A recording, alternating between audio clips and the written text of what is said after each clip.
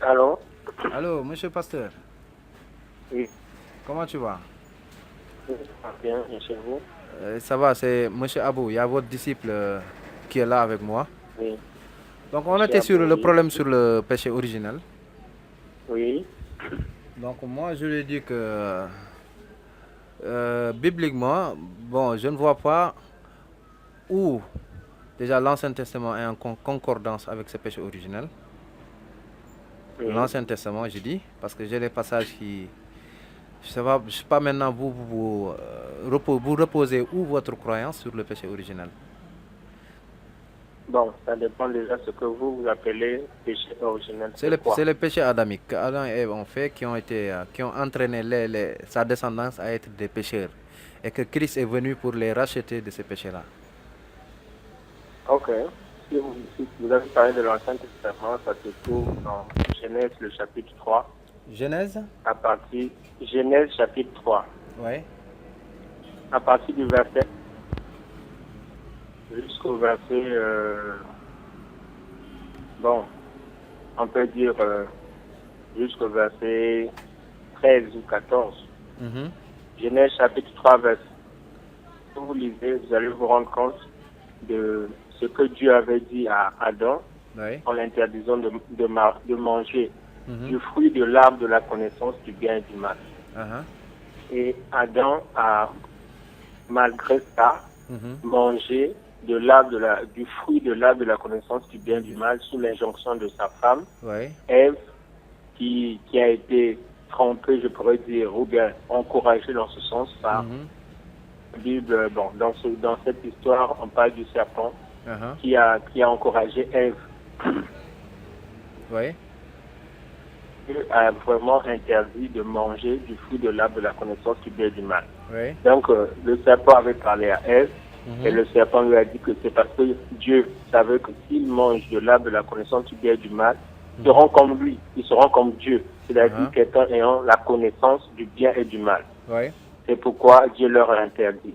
Mhm. Et en lui présentant la chose comme ça, il lui Mhm. a dit que s'ils mangent de cet arbre, ils seront comme Dieu. Alors Ève a été séduite, alors elle a trouvé que l'arbre était agréable Oui. Oui. et bon à manger, elle a mangé. Et la Bible dit très bien qu'elle a donné ça à Ève, à Adam. Adam, oui. Oui. Et après ça, Mhm. quand Dieu est venu, alors Adam et Ève se sont cachés. Oui. Ils sont partis se cacher. Et Dieu a dit pourquoi ils se cachaient. Mhm. Ils ont dit que parce qu'ils ont honte. Et Dieu leur a dit pourquoi vous avez honte. Il dit que parce qu'ils sont nus.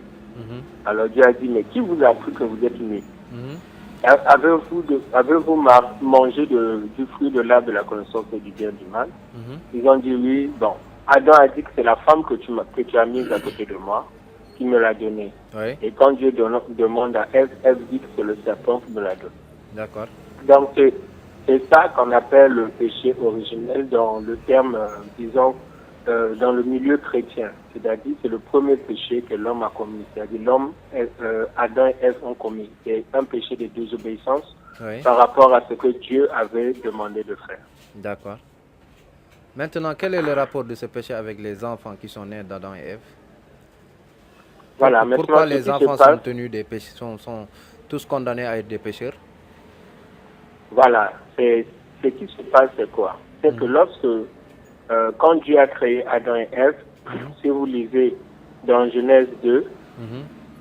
avant ce péché-là, Mhm. il y a quelque chose que Dieu avait dit à Adam et Ève. Donc ça, c'est le chapitre 2.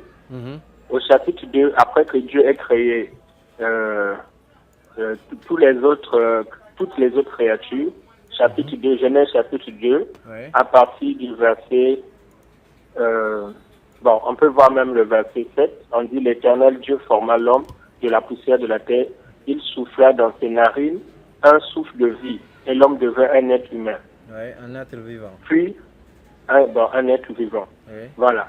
Ça, c'est un passage qui parle du fait que Dieu a créé l'homme. Oui. Dans le chapitre 2. Oui. En le formant à partir de la poussière de la terre. Oui. Et il a insufflé en lui son souffle. Et la personne est devenue un être vivant. Oui. Donc déjà, nous voyons que l'homme a été tiré de la terre. Ça, c'est un point. Oui. Le deuxième point, c'est au niveau du chapitre 1. Mhm.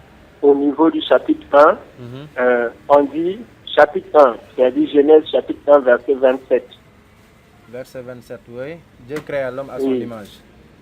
Voilà, Dieu créa l'homme à son image et il le créa à l'image de Dieu. Il créa l'homme et la femme. Verset 28.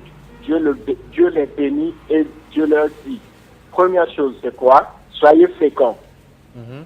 Après, multipliez-vous, remplissez la terre Oui. et assujettissez et dominez sur les poissons de la mer. Oui. Donc, dans Genèse 1, Mhm.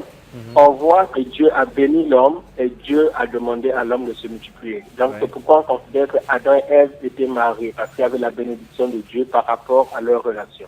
Oui. Et Dieu leur a dit de se multiplier. Mhm.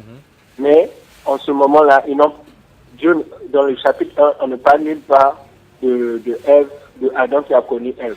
Mhm. Donc là, ils n'ont pas encore des enfants. Chapitre 3, Mhm. on parle de l'histoire où ils ont désobéi à Dieu. Là aussi, Adam et Ève n'a pas encore d'enfants. Oui. Est-ce que vous me suivez? Oui, je te suis bien. Voilà. Maintenant, au chapitre 4, Mhm. premier verset, juste après qu'ils aient désobéi à Dieu, et que Dieu, parce qu'au chapitre 3, on parle de la désobéissance d'Adam et Ève, Mhm. et des conséquences de la désobéissance d'Adam et Ève. Et on parle comment Dieu a maudit, a déjà dit à l'homme qu'il va manger à la sueur de son front. Mhm. Il a dit à sa femme qu'elle va enfanter difficilement. Il a dit qu'à cause de ce péché, la terre sera maudite, elle va produire, c'est-à-dire la terre va produire des ronces, ainsi de suite. Et puis il a maudit le serpent. Ça, c'est le chapitre 3. Voilà. Mais Vous là, me là, suivez? là, là, est-ce que je peux- Attendez, je n'ai pas encore fini. Donc, je vous mets dans le contexte. Maintenant, au chapitre 4, Oui. Adam connut Ève, premier verset. Oui. Alors, c'est quel Adam qui a connu Ève? C'est le Adam qui a péché, Mhm. qui a connu Ève. Mhm. Donc, ils étaient dans un état de désobéissance, de régression. Oui. Donc, quand Adam a connu Ève, ils ont eu des enfants. Si Adam avait connu Ève au moment où ils avaient une bonne relation avec Dieu, alors là, les choses seraient différentes. Mais ils ont connu Ève au moment où ils sont séparés de Dieu, parce que Dieu les a chassés. Oui. Alors donc, ils ont communiqué à leurs enfants, non seulement les traits physiques, comme nous le connaissons, le papa communique les traits physiques à ses enfants, mais ils ont communiqué aussi la condition spirituelle. Mhm. Donc, Adam et Ève Adam a connu Ève pendant que les deux étaient séparés de Dieu. Parce qu'au chapitre 3, on voit comment Dieu a chassé Adam et Ève du jardin d'Ève. Donc, ils étaient séparés de Dieu. Et ils ont commencé à avoir des enfants. Oui. Donc, dans cette condition-là, les enfants qui sont nés héritent de la nature pécheresse, Oui. la nature pécheresse de leur père, c'est-à-dire Adam et Ève. C'est pourquoi l'homme qui naît d'Adam et Ève a une tendance pécheresse. Parce que Adam a commencé à avoir des enfants pendant qu'il était rentré dans cette condition de péché. D'accord, d'accord. Donc là, est-ce que je peux poser mes questions? Oui. Donc la première question que je pose par rapport aux conséquences déjà du péché, on dit que la Oui. femme accouche avec des douleurs et l'homme va gagner sa vie avec la sueur de son front. Oui. Maintenant, l'homme qui a connu Christ et la femme qui a connu Christ, normalement, Oui. avant de connaître Christ, ils étaient chargés de cette punition-là, à savoir Oui. les conséquences du péché, d'accoucher avec douleur, et l'homme travaille Oui. gagne son pain avec la sueur de son front. Pourquoi maintenant Oui. celui qui a été sauvé par Christ, qui a accepté Christ, Oui.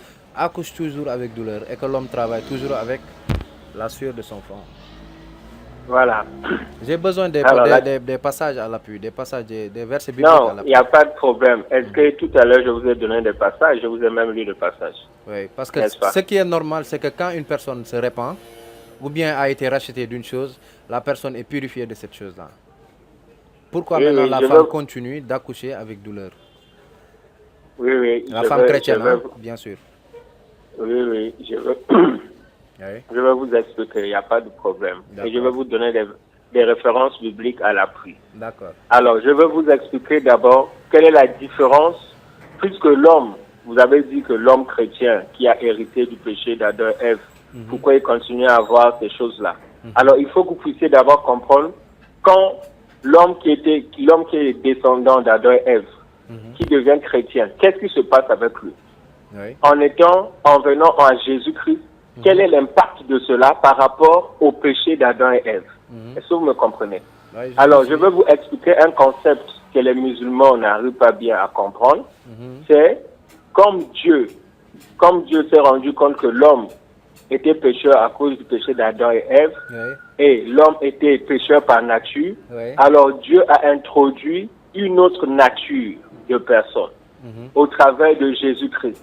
Et je vais vous expliquer comment. Les gens disent que Dieu a amené Jésus-Christ de naître de la Vierge Marie sans père, juste parce que il voulait manifester sa puissance. Non. Dieu, sachant que tout le monde était pécheur par nature, il a voulu que Jésus-Christ naisse sans qu'il y ait l'apport d'un homme, Adam, un homme descendant d'Adam et d'une femme descendant d'Adam. Sinon, s'il y avait l'apport là, Jésus lui-même devait être sous l'influence de la nature du péché originel. Alors, pour éviter ça, Dieu a voulu que Jésus-Christ soit totalement homme, mais sans hériter de la nature d'Adam et Ève. C'est pourquoi Jésus-Christ est né de façon miraculeuse, sans qu'il y ait l'apport de son père, et sa maman n'a été qu'une porteuse. Donc, Ouais. il n'a rien reçu de la nature d'Adam et Ève. D'accord. Et ce qui fait qu'en naissant, maintenant, la première étape, sa nature n'avait pas de péché, d'Adam et Ève, et il y avait une deuxième étape, il fallait qu'il puisse vivre comme un simple homme sans péché. Et ça, c'est reconnu dans la Bible, comme dans le Coran, dans la Sourate Mariama, on reconnaît que Jésus est un enfant pur, et la Bible aussi reconnaît que Jésus n'a pas péché. Donc, à cause de ça, Jésus, par sa nature, n'a pas hérité de la nature du péché originel, et par sa vie, il n'a commis aucun péché. Vous me suivez? Uh-huh. Voilà. Maintenant, si vous lisez dans 2 Corinthiens 5, verset 17, Oui. 2 Corinthiens, chapitre 5, verset 17, est-ce que vous avez retrouvé 2 Corinthiens, chapitre 5, verset 17? Ouais, vas-y. Grâce. Oui, c'est bon. Oui. Oui. Alors, qu'est-ce qu'on dit? Si quelqu'un est quoi? 2 Corinthiens chapitre 5 verset 17. Si quelqu'un est en Oui. Christ, Il est une nouvelle créature. Les choses Voilà. sont passées. Voici Attendez toutes choses sont d'abord. devenues nouvelles. Voilà. Uh-huh. Si quelqu'un est en Christ, il est une nouvelle créature. Uh-huh. Est-ce que vous comprenez? Uh-huh. Donc, quand quelqu'un rentre en Jésus-Christ, quand quelqu'un accepte Jésus-Christ, il passe de la nature qu'il a héritée d'Adam et Ève, qui est une nature pécheresse, un but de péché, dominé par le péché. Il rentre dans une nouvelle nature, qui est la nature qui était en Jésus-Christ, de quelqu'un qui n'a pas avec lui l'influence ou l'emprise du péché. D'accord, mais maintenant, pourquoi maintenant Voilà. les conséquences Attendez, du péché? je n'ai pas encore fini. Non, Ça, est-ce que vous avez il compris faut que ça? vous me donnez aussi du temps, parce que je vous laisse parler pendant longtemps. Ok, Quand allez-y. vous parlez un peu, vous me laissez aussi parler. Oui. J'ai dit, si vous dites qu'il est une nouvelle créature, pourquoi maintenant les conséquences du péché continuent à agir sur ceux qui ont accepté Jésus?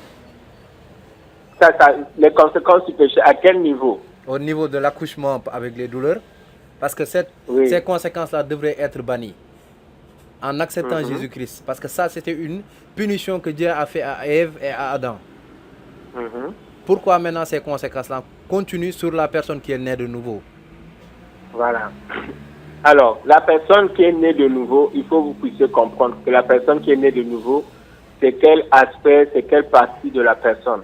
Quand vous lisez encore dans la Bible, on dit que l'homme est fait de l'esprit, de l'âme et du corps. Donc, lorsque esprit, âme et corps, vous me comprenez? Oui. Alors, quand la personne est née de nouveau, ce qui se passe d'abord, c'est au niveau de son esprit. Il est devenu une nouvelle personne.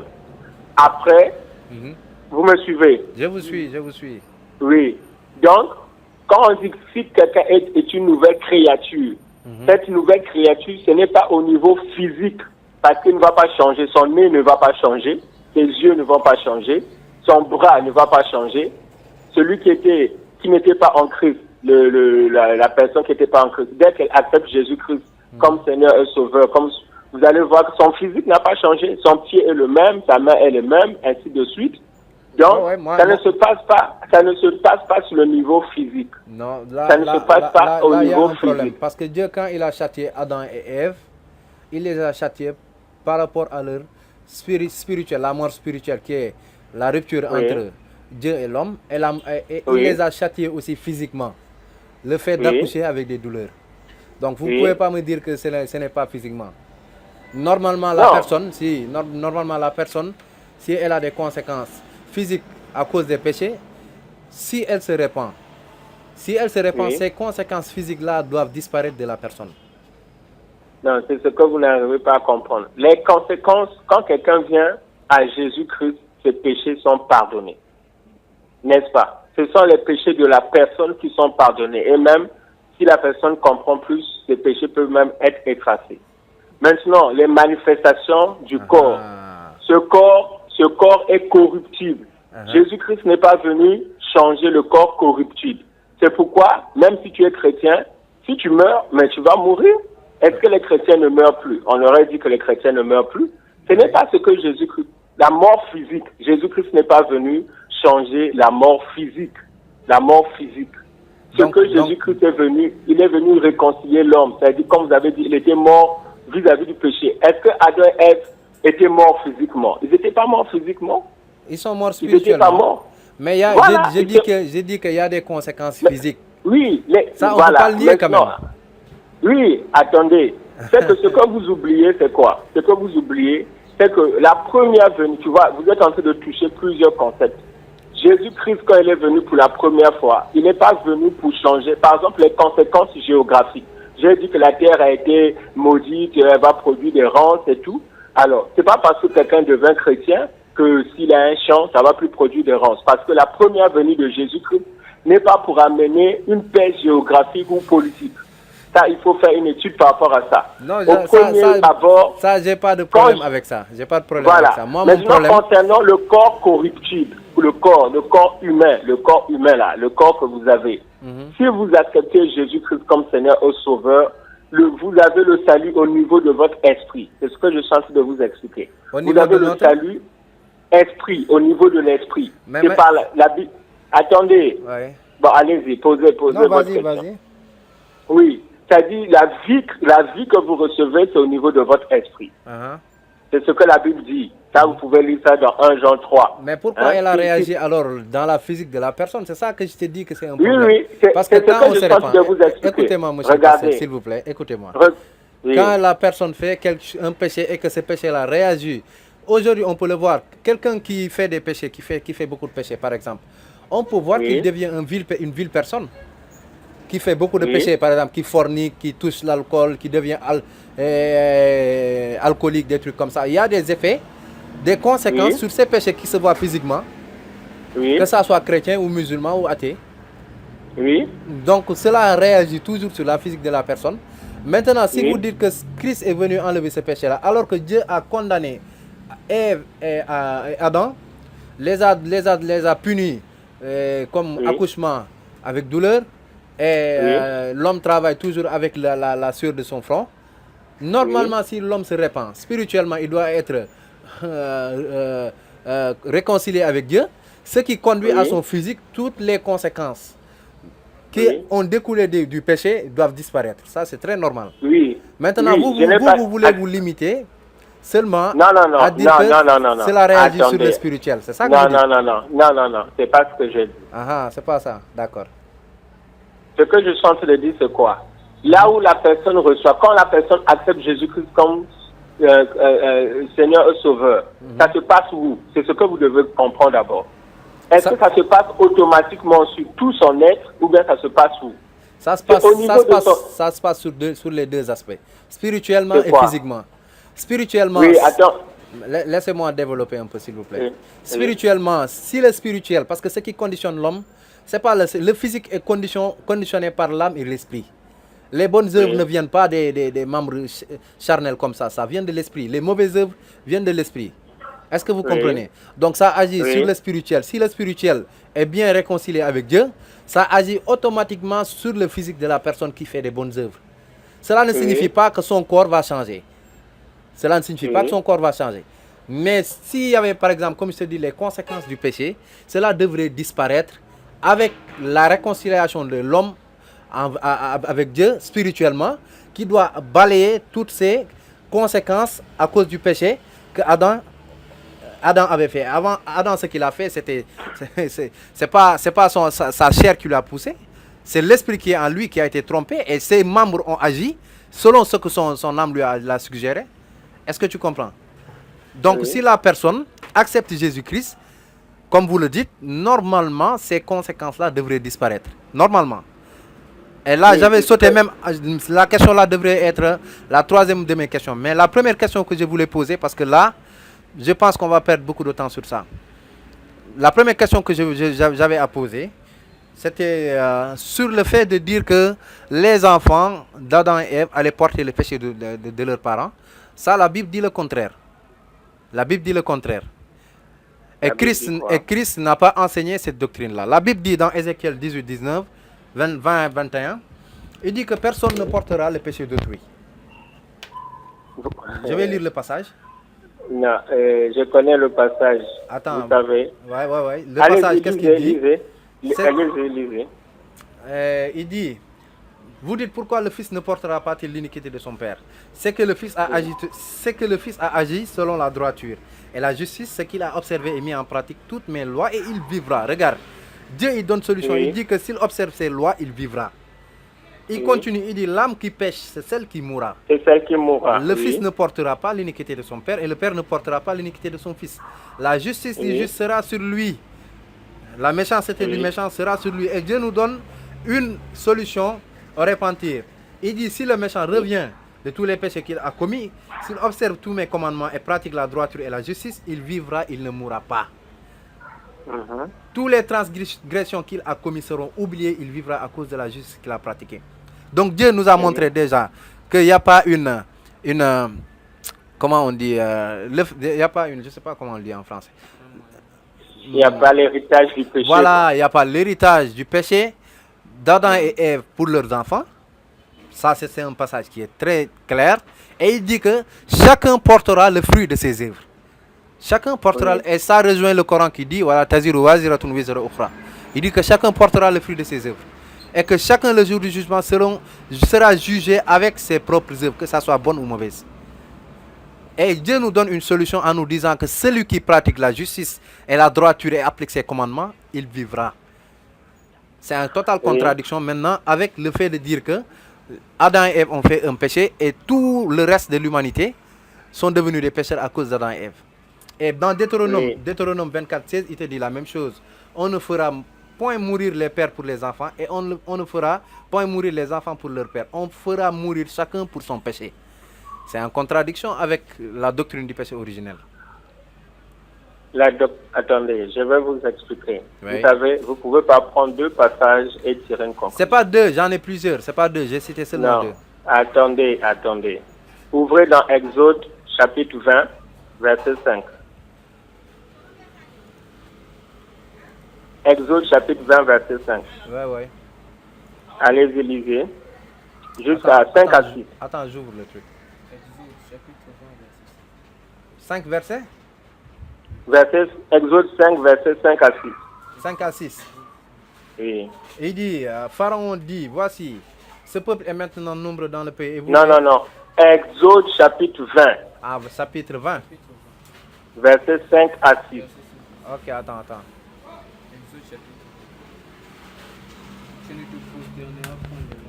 Il dit, tu ne te prosterneras point devant elle et tu ne les serviras point, car moi l'Éternel, ton Dieu, je suis un Dieu jaloux. Je suis un Dieu jaloux qui punit l'iniquité des pères sur les enfants jusqu'à la 3e et la 4e génération de ceux qui me haïssent.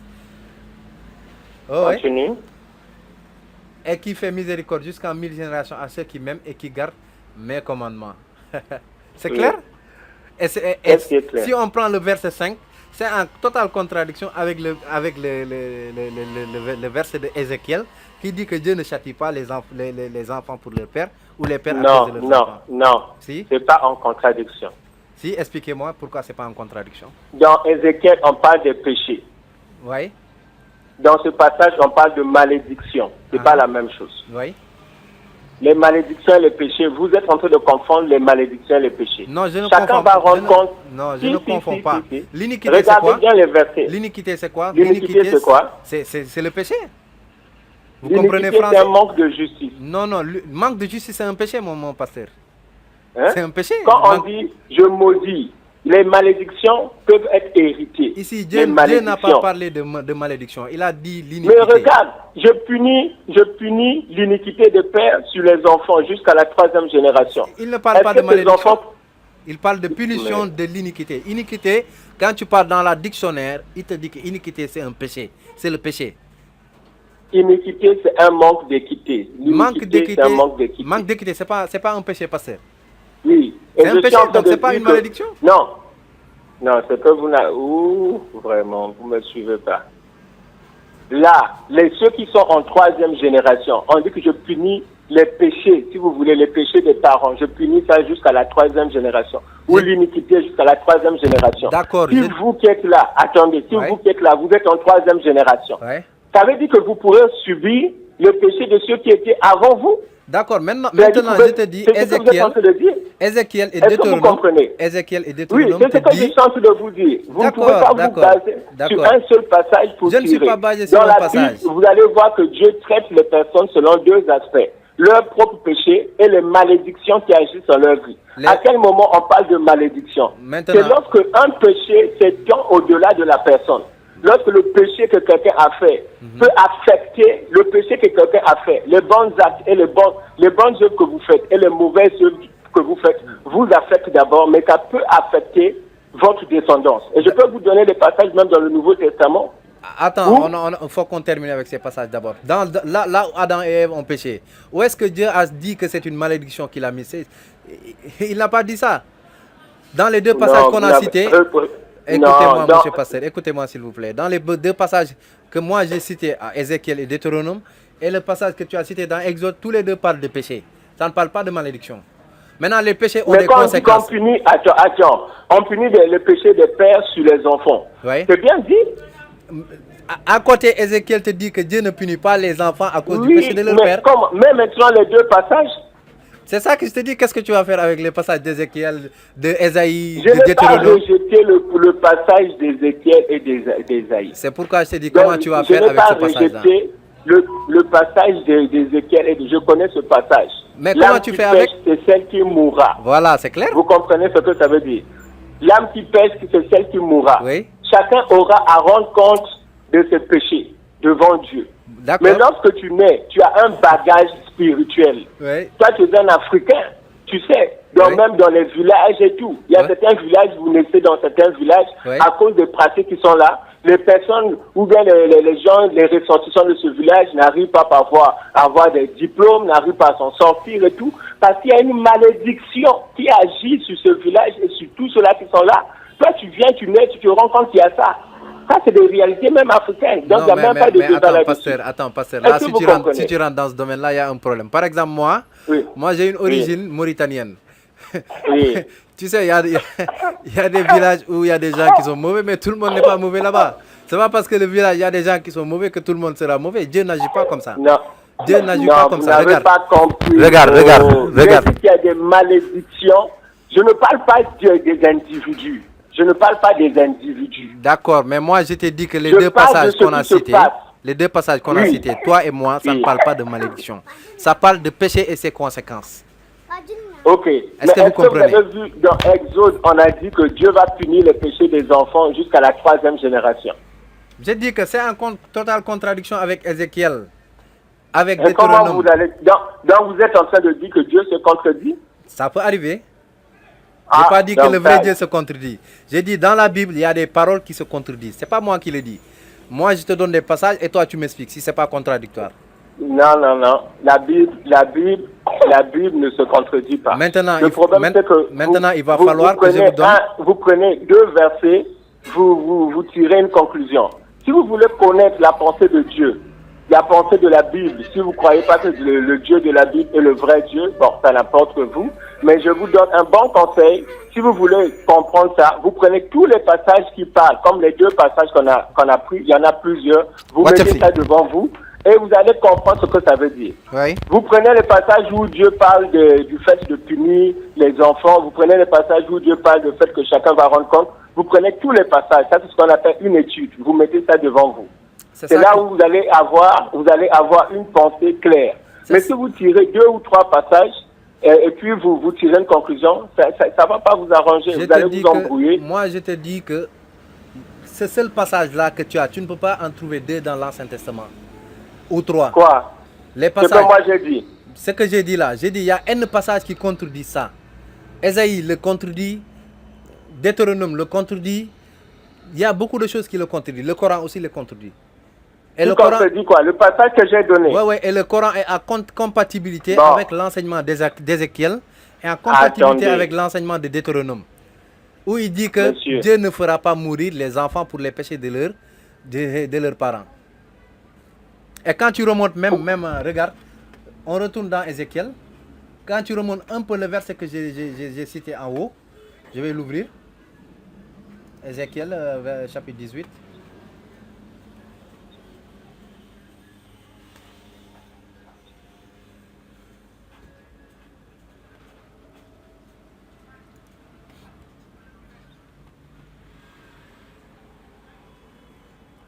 Regarde. Pourquoi dites-vous dans verset 2, même le parole de l'Éternel me fut adressée en ces mots. Pourquoi dites-vous ce proverbe dans le pays d'Israël? Les pères ont mangé des raisins verts et les dents des enfants en ont été agacées. Regarde Dieu, il est très clair.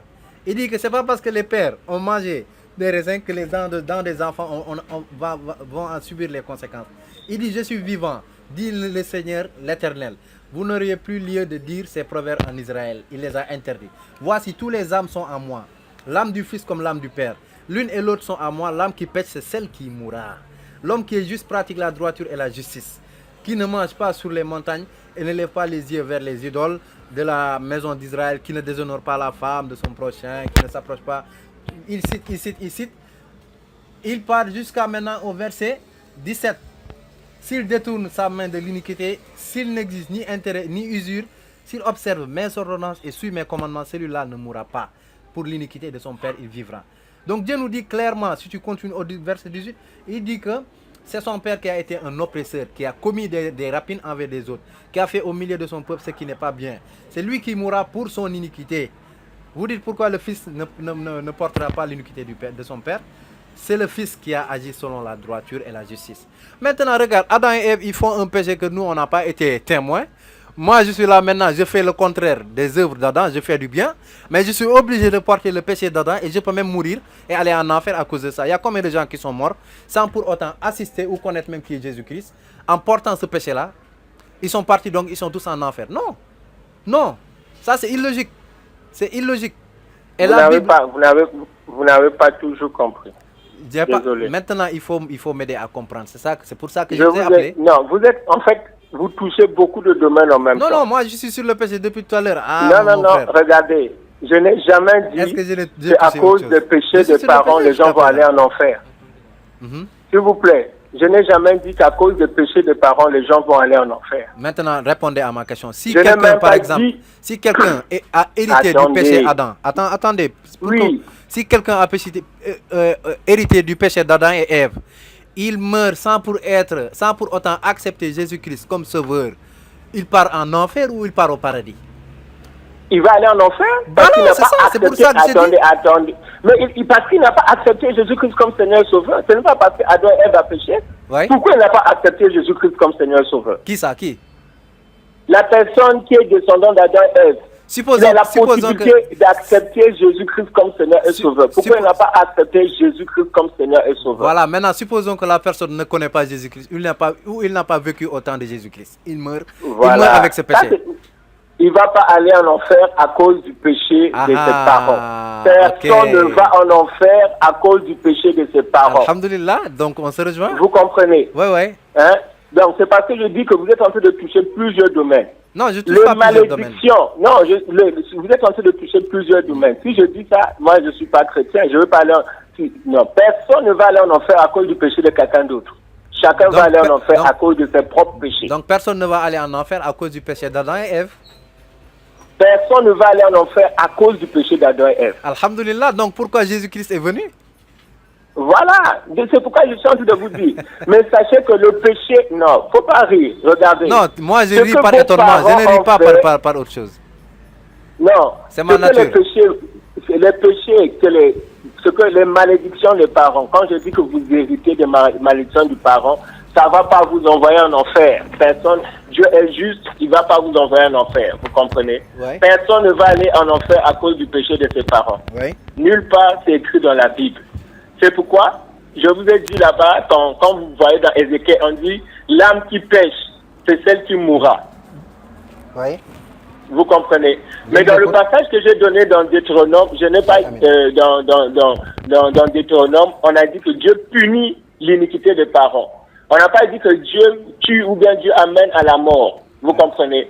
Les malédictions vont empêcher quelqu'un à être pleinement ce que Dieu voulait qu'il soit. C'est-à-dire, quand tu as une malédiction dans ta vie, ça va comme t'alourdir parce que tu as un poids sur toi qui t'empêche d'aller librement. Mais ce n'est pas à cause de ça que tu vas aller en enfer. Vous comprenez? Donc, quand quelqu'un a les malédictions, c'est-à-dire, par exemple, toi, bon, quelqu'un qui est là, il hérite de ses parents, les parents ont fait certaines choses, il va se rendre compte que, par exemple, dans sa vie, lui-même, il fait des efforts, les autres personnes qui sont à côté de lui font les mêmes efforts, ils arrivent à avoir une percée, ils arrivent à avoir des résultats, mais chez lui, c'est comme si c'est lourd, ça traîne. Donc, les malédictions, ça influence comment les choses vont avec toi. Mais ce n'est pas à cause de ça que tu vas aller en enfer. Mais Dieu... Tu vas aller en enfer tu vas aller en enfer à cause de tes propres péchés. Okay, mais les malédictions, oui. Là, on est d'accord, à cause de tes propres péchés. Oui, je n'ai jamais dit ça. Je n'ai jamais dit que quelqu'un va aller en enfer ou bien quelqu'un va mourir à cause de péché d'Adam et Ève. Je n'ai jamais dit ça. Donc, pourquoi, je suis en train de dire que... Pourquoi Jésus est venu pour nous sauver de ce péché-là, péché adamique-là? Pourquoi? Si ce n'est pas ça qui amène les gens à aller en enfer. Parce que si c'est ça, il y a beaucoup de prophètes. Par exemple, Moïse a guidé beaucoup de gens. Ceux qui suivaient Moïse et l'ont obéi, ils vont aller au paradis. Jésus est venu nous venir sauver du péché adamique. Au début, quand je vous ai appelé, c'est ça que je vous ai dit. Je vous ai dit que Jésus-Christ est venu pour racheter le péché originel sur les gens. Oui. Oui, c'est ça que je vous ai dit. Vous m'avez posé la question que je vous explique. Vous m'avez dit oui. Non, vous avez dit le péché originel. D'où vient le péché originel? Vous n'avez pas vu ça ni dans l'Ancien Testament ni dans le Nouveau Testament. Non, je vous ai dit que vous m'avez demandé c'est quoi le péché originel. C'est pas grave. C'est pas grave. D'accord. Maintenant. C'est pas grave. Jésus-Christ n'est pas venu pour nous délivrer du péché originel. Il est venu pour nous délivrer du péché. De quel péché? De quel péché? Du péché.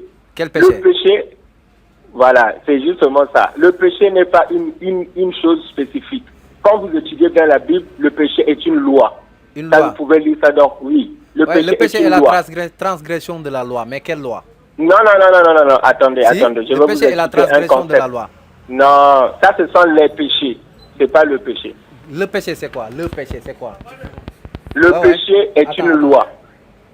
Attends. Wa salam alaikum. Aywa. Dama nek di wax téléphone quoi. Inch'Allah, aywa. Le péché et les péchés, d'accord? Oui. Oui, le péché c'est quoi? Ça va vous surprendre. Hein? Quand vous lisez dans Romains 7, hein? Dans Romains 7, on parle de ce qu'on appelle la loi du péché. Oui, la loi du péché, oui. Hein? Oui. La loi du péché, c'est quoi? C'est ça qui conduit chaque personne à commettre des péchés. Romains 7, quel verset? Bon, attendez, je regarde, je vais vous donner la référence. Hein? Donc, Que dirons-nous donc? La loi est-elle péché? Loin de là, mais je n'ai connu le péché que par la loi. Car je n'aurais pas connu la loi. Non, ça c'est la première loi, ça c'est les commandements. Mais il y a une partie où on parle de la loi du péché et de la mort. La loi donc est saine et le commandement est sain, juste et bon. Bon, attendez, je regarde. Donc, je suis en train de regarder, je vous explique directement le concept, après je vous donne le verset tout à l'heure. Hein? Oui. Allô? Allô, Donc, oui. en fait, si vous suivez, Oui. la Bible parle de 2 lois.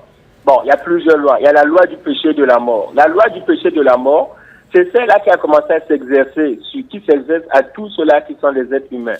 C'est une loi qui, en fait, découle de cette nature-là. C'est ça qui, d'une façon ou d'une autre, même la personne qui fait des efforts, se rend compte qu'elle est toujours en train de pécher. Elle peut faire des efforts jusqu'à un certain niveau, mais elle se rend compte qu'elle est toujours en train de pécher. Mais est-ce qu'il y a un Vous être voyez? humain qui ne fait Alors, pas un péché sur terre aujourd'hui? Ça n'existe pas, mon pasteur. Non, traitons d'abord la loi du péché de la mort. Alors, donc, pour résoudre le problème de la loi du péché de la mort, parce que tous les hommes étaient sous l'emprise, c'est là où vous allez comprendre même qu'est-ce que Jésus-Christ est venu faire exactement. Jésus-Christ n'est pas venu annuler le péché, ni annihiler, c'est-à-dire détruire complètement le péché. Le péché est une loi qui s'applique sur tout être humain. Oui.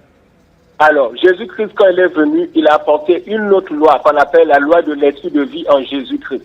La loi? Hein? La loi de l'esprit de vie en Jésus-Christ. Où est-ce que Jésus a enseigné ça? Ouvrez Romains 8. Non, Romains Jésus, 8 j'ai dit, où verset. est-ce que Jésus-Christ a enseigné ça? Parce qu'il est le Non, maître de Paul. lisez la Bible, lisez Romains 8 verset 2. D'accord, Hein? mais je vous Lisez. demande, Jésus est le maître de Paul. Où est-ce que Jésus a enseigné ça? Où est-ce que Jésus a enseigné quoi? C'est ce que vous dites là. La loi de la vie. Là, non, la loi du péché et tout ça. Où est-ce La- que Jésus la a loi- enseigné ça? Jésus-Christ dit que je suis le pain de vie. Ouais, Celui ouais. qui me mange, oui. Comment tu comprends ça? Celui qui me mange aura la vie. Est-ce que les gens mangeaient Jésus physiquement? Aura la vie. Non, non, il ne faut pas prendre les choses littéralement. Quand tu pars dans Mais Jean- c'est ce que vous dites. Écoute-moi. Vous dites que où est-ce que Jésus-Christ a enseigné la loi de la vie? Et puis vous C'est ça dites que je ça vous dis c'est Paul. maintenant. Donnez-moi des passages Non. où Jésus Romains enseigne ce 8, que vous dites là. lisez la loi, lisez Romains. Si vous me dites que là où Jésus enseignait, vous êtes en train de dire que ne touchez pas à autre verset, prenez seulement les références dans les évangiles. Non, je vous dis que les évangiles sont la base. Parce que c'est Jésus-Christ Qui vous est a dit ça? Qui vous a dit ça? Jésus-Christ, n'est-ce pas, il est le maître?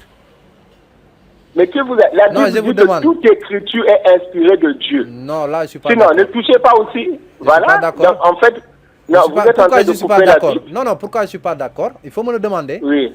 Il y a beaucoup Pourquoi vous d'écritures n'êtes qui pas se trouvent d'accord? dans la Bible qui n'est pas inspirée Oui. de Dieu. C'est vous qui la... Est-ce que vous avez les preuves pour le dire? J'en ai plusieurs. On peut ouvrir Quel? Luc, par exemple, on ouvre Luc. Non, attendez. Non, il faut pas me dire, attendez, ouvrez-le. Attendez. Oui. Si vous dites que les autres livres, ce n'est pas inspiré de Dieu, comment Je vous le n'ai savez? pas dit qu'elles ne sont pas inspirées de Dieu. J'ai dit que toute la Bible n'est pas inspirée de Dieu. Là, je suis clair. Oui. Comment vous le savez? Ouvrez Luc chapitre 1, Luc chapitre 1, oui. verset 1. Qu'est-ce qu'il dit? Plusieurs ayant entrepris un récit de ces événements qui se sont accomplis parmi nous. Suivant ce que Oui. nous avons transmis, ceux qui ont été des témoins. Luc n'est pas un témoin oculaire. Ce qu'il a écrit en Oui. haut là, ce n'est pas une inspiration divine. Il parle de la manière dont il a compilé son évangile. Il dit qu'il a fait des Oui. recherches pour compiler son évangile. Ça, tu ne vas pas me dire que Oui. c'est une inspiration divine. Ce n'est pas une inspiration divine. C'est la parole de Luc comme ça. Mon cher interlocuteur, il ne faut pas prendre les choses comme ça. Vous comprenez? Donc, Hein? il ne faut pas dire que toute écriture est inspirée de Dieu. Toute écriture, même ce que vous venez de lire, est inspiré. Luc dit que ce n'est pas une inspiration, c'est des recherches qu'il a fait. Écoutez, Il dit, même ce que... écoute, il dit dans écoutez, 1.3, il m'a aussi semblé bon, après avoir fait des lisez recherches. ça, lisez. Est-ce que Luc tu- chapitre 1. J'ai Hein? dit, Luc chapitre 1, Oui, verset 3, plus, il dit, oui. il m'a aussi Oui. semblé bon, après avoir fait Oui. des recherches exactes sur toutes choses. Oui. Il a fait des recherches. Oui. Une recherche n'est pas une Oui. inspiration? Vous avez Vous, appris le vous français voyez quand quoi? même. Vous savez quoi? Ouais. Mon problème avec vous, vous tirez des choses. Vous savez, ça, c'était quoi? C'était une lettre. Une quoi? Plusieurs passages, c'était une lettre. Luc, D'accord. ce qu'il est en train d'écrire là. Si vous lisez bien, on a même donné le nom de la personne à qui il a envoyé. Théophile. Donc, Théophile. c'est pas Excellent une Théophile. inspiration divine ça? Comment vous savez que... Mais qu'est-ce que vous prouve? C'est là où le problème se pose. Je te dis que dans un Comment verset vous 3, pouvez ils disent... reconnaître... Attendez. Ouais, Comment vous pouvez reconnaître qu'une écriture est inspirée de Dieu? Comment vous allez le faire? On le reconnaît par son contenu.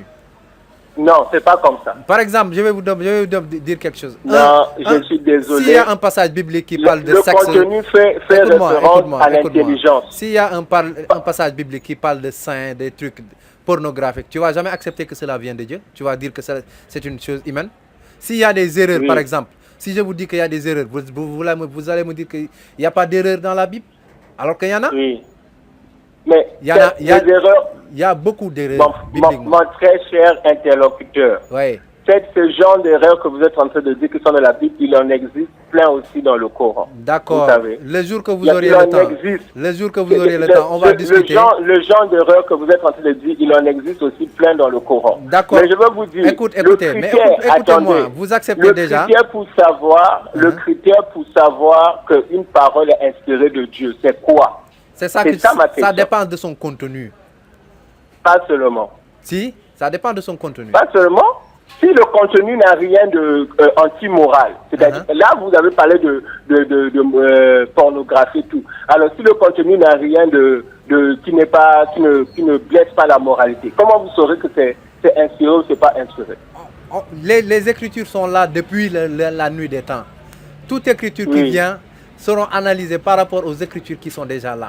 Analysées. Oui, analysées par rapport aux écritures. Par exemple, vous n'avez même pas les éléments pour analyser. Je vais te donner un critère. Dans l'Ancien Testament, déjà pour reconnaître les écritures, il faut une révélation. Les révélations, Dieu les donne aux prophètes. Les révélations, Dieu les donne aux prophètes. Maintenant, vous retournez dans l'Ancien Testament qui vous enseigne comment reconnaître un vrai prophète et un faux prophète. Dans Deutéronome 13 et dans Deutéronome 18. Il est dit qu'un vrai prophète, il dira des choses qui vont se réaliser. Est-ce que tu comprends? Il n'appellera pas les gens à adorer d'autres dieux. Oui. Après, il dit que les faux prophètes seront mis à mort. Ils diront des choses qui n'arriveront pas. Donc, il y a plein de critères où on peut reconnaître les vraies paroles venant de Dieu et les vraies paroles ne venant pas de Dieu. Voilà. Est-ce que vous comprenez? Maintenant, moi, je vous dis, des passages à traits pornographiques, est-ce que si je vous lis ça, vous allez dire que ça vient de Dieu? Vous n'allez jamais dire ça? Non, attendez. Là, vous avez pris quelque chose qui est flagrant. Je dis que moi, si vous lisez une parole dans la Bible qui ne parle pas de pornographie, qui ne parle de rien de ça, qui parle même de quelque chose de très moral, comment vous saurez que ça, c'est juste... Les hommes aussi ont des discours moraux. Si c'est lui qui le dit, si c'est lui qui le dit devance par sa parole, Dieu, l'Éternel m'a dit ou l'Éternel a dit des choses comme ça. Mais personne ne va pas venir comme ça, dire des paroles comme ça, on va dire que c'est la parole de Dieu. Mon très cher interlocuteur, ça c'est très facile. Si quelqu'un se met à dire que j'ai reçu le Seigneur, ou bien comme certains disent, ainsi parle l'Éternel, et puis vous croyez que c'est... Non, c'est pas comme ça. On ne va pas le croire comme ça. Je te dis qu'on va examiner ses propos par rapport à ses prédécesseurs. Oui. Est-ce que tu comprends? Voilà. Quelqu'un qui vient comme ça et dit que Dieu m'a envoyé, mais on va l'écouter. On va l'écouter. Tout ce qu'il dit, on va le mettre en examen par rapport à ce qui est déjà passé. Le Coran, par exemple, je vous donne un exemple. Le Coran, il y a beaucoup de passages coraniques qui sont confirmés par la Bible. Dans le Nouveau Testament, il y a beaucoup de passages qui sont confirmés par l'Ancien Testament, ainsi de suite. Oui. Est-ce que vous comprenez? Aujourd'hui, si Paul ou quelqu'un d'autre donne des enseignements qui sont en contradiction avec l'enseignement de Christ, on ne va pas prendre les enseignements de cette personne-là, on va prendre les enseignements de Christ. Et je vous dis que Christ est au-devant de toute personne. C'est Christ qui doit parler, c'est Christ qui doit enseigner. Pas Paul ni les autres. Les autres, c'est Christ qui les a enseignés. Si maintenant Christ enseigne et quelqu'un d'autre amène quelque chose qui est en contradiction avec l'enseignement de Christ, on ne doit pas prendre ses paroles. Est-ce que vous comprenez? Moi, je mets Christ à l'avant. Moi, je vous ai posé la question. Où est-ce que Christ a enseigné cette doctrine du péché originel? C'est ça que je demande. Vous savez quoi? Oui. Si vous prenez les choses comme ça, vous n'allez pas vous en sortir. Vous savez, parce que la Bible, quand vous voyez la Bible dans ça, si vous étudiez la Bible, on n'a jamais dit que bon, faut considérer. Je sais que Christ est l'enseigneur tout. Ça, vous n'avez pas besoin de revenir sur ça, c'est lui le maître, ainsi de suite. Mais moi, je suis en train de parler. Je suis en train de parler de la Bible. Je suis en train de parler de la Bible. Vous comprenez? Maintenant, je suis en train de parler de la Bible et du contenu de la Bible. Parce que vous avez dit qu'il y a beaucoup de choses qui sont erronées, qui ne sont pas ceci. Et moi, je vous dis, est-ce que vous avez des preuves par rapport à ça? Vous allez prendre des passages parallèles qui semblent se contredire, comme ce qu'on a discuté tout à l'heure. Vous allez tirer des conclusions. Mais si vous faites comme ça, vous allez bien vous casser la tête. Ce n'est pas sur la base de ça que vous pouvez tirer des conclusions que c'est inspiré. Écoutez-moi, pasteur, je ne vais pas me casser la tête. Parce que je sais bien ce que je dis. Il suffit juste que si je me casse la tête, vous me réparez ma tête. Maintenant, si je vous montre les erreurs, vous allez me corriger. C'est pas compliqué. Est-ce que tu comprends? Vous voyez, non. Maintenant, Jésus, qu'est-ce qu'il dit dans Jean 18? Jean 18, Jésus dit, le souverain sacrificateur interrogeait Jésus sur ses disciples et sur sa doctrine. Sur sa doctrine. Donc, il lui interroge sur ce que Jésus-Christ a prêché. Ce qu'il a amené aux gens. Qu'est-ce que Jésus lui répond? Jésus lui répondit, j'ai parlé ouvertement au monde. J'ai toujours enseigné dans la synagogue et dans le temple, où tous les Juifs s'assemblent et je n'ai rien dit en secret. Jésus dit qu'il a tout enseigné clairement. Maintenant, moi, je te demande où est-ce que Jésus-Christ a enseigné cette doctrine du péché originel, puisqu'il a tout enseigné, rien n'a été enseigné en secret. Où est-ce qu'il a enseigné la doctrine du péché originel? Oui. Moi, je n'ai pas dit que Jésus-Christ a enseigné la doctrine du péché originel. Donc Jésus ne l'a pas enseigné. On a pris un verset dans le Nouveau Testament, dans l'Ancien Testament. Non, répondez-moi, est-ce que Jésus l'a enseigné, oui ou non? S'il ne l'a pas enseigné, on avance. Non, je n'ai pas de référence où on dit que Jésus a parlé du péché originel, le mot originel. Maintenant, mais ce qui ressort, ce qui ressort bien dans la Bible, c'est clair qu'il y a des malédictions, il y a une influence, il y a quelque chose qui se passe dans la vie de personnes à cause de ce que leurs parents ont fait.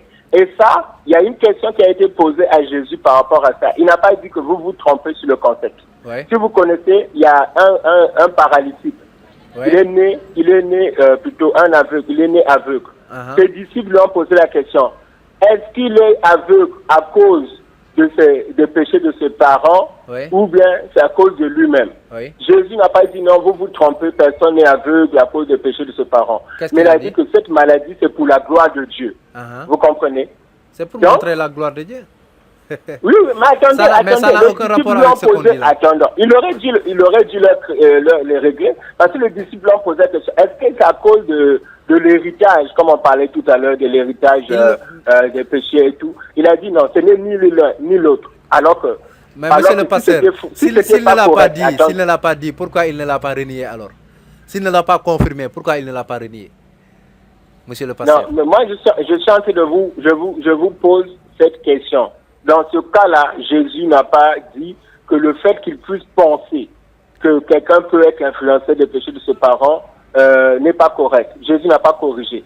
Mais il y a un autre passage, par exemple, toujours dans ce concept, là où les gens avaient une mauvaise compréhension des choses, c'est par rapport à... Bon, je ne sais pas si vous avez regardé la Bible. C'est pourquoi je dis que vous touchez beaucoup d'aspects. Mais je vais vous donner par rapport à votre question. Il y a l'aspect sur le fait de se marier. Il y a cette femme qui avait eu les Sadducéens et les pharisiens. Bon, les pharisiens sont venus, c'était les Sadducéens, ils sont venus poser la question à Jésus.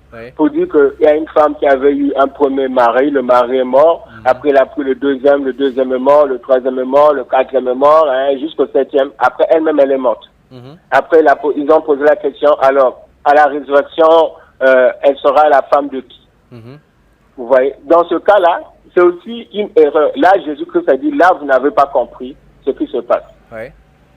Il n'a pas dit que il n'a pas dit que elle sera la femme ni de l'un ni de l'autre. Il aurait pu le dire. Non, là, toi, tu te mets à la place de Jésus pour dire qu'il aurait pu dire ça. Jésus a dit ce qu'il a dit. Il dit qu'il n'a rien enseigné en secret. Si vraiment cette chose existait, Jésus allait l'enseigner. Vous avez déjà lu le Nouveau Testament?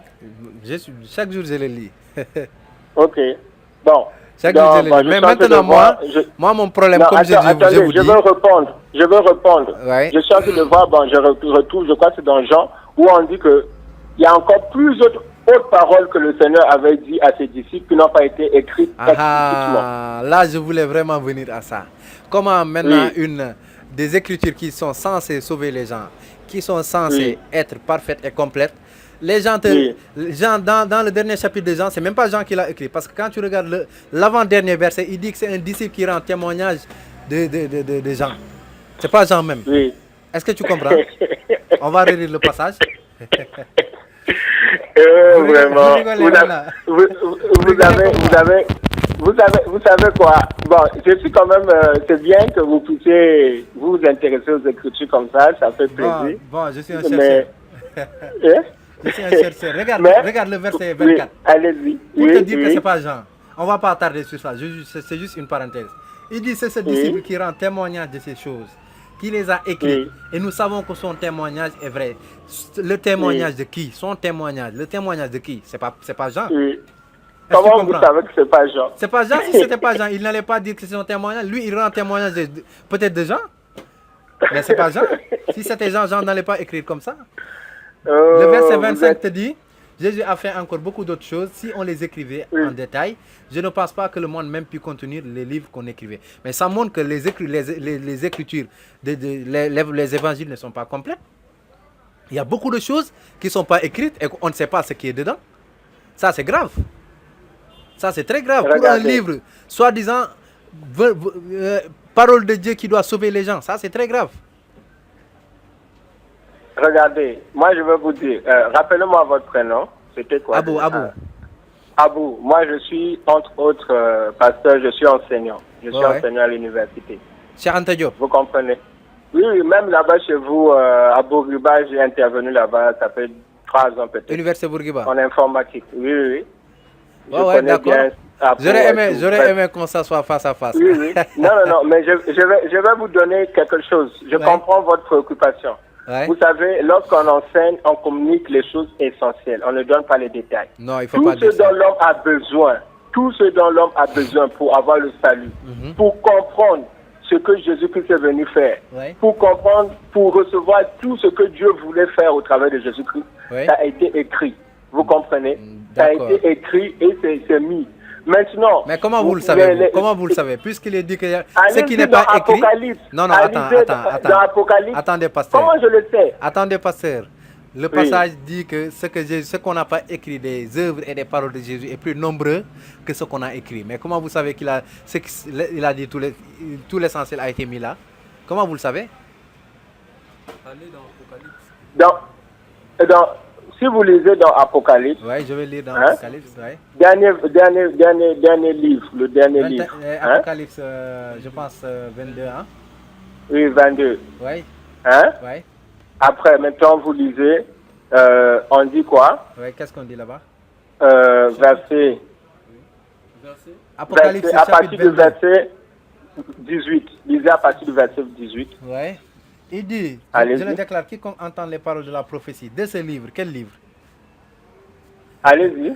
Quel livre? Il faut me dire quel livre. Si quelqu'un y ajoute quelque chose, Dieu le frappera des fléaux d'écrire dans ce livre. Mais quel livre, pasteur, mon pasteur, encore? Quel livre?